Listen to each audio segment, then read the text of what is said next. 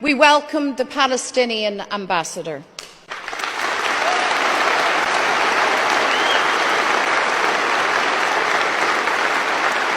The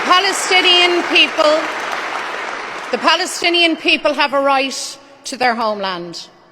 Having endured generations of dispossession, occupation, oppression, apartheid, human rights violations that should shake humanity, tonight hell rains down on Gaza. Gaza, the graveyard of children.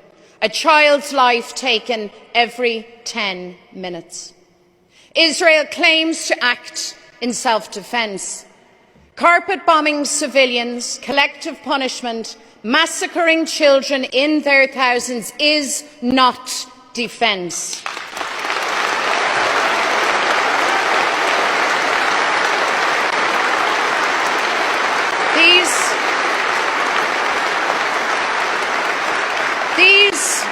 These are not justifiable responses to the horrific attack by Hamas on October the 7th. The world sees Israeli actions for what they are: barbaric, hateful, cowardly war crimes.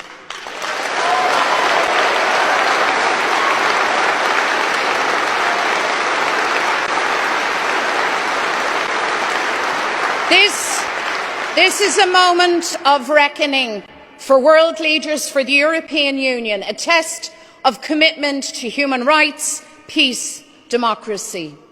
We ask, where is the protection of international law for every child killed in Gaza, for every Gazan mother holding the cold body of their dead child?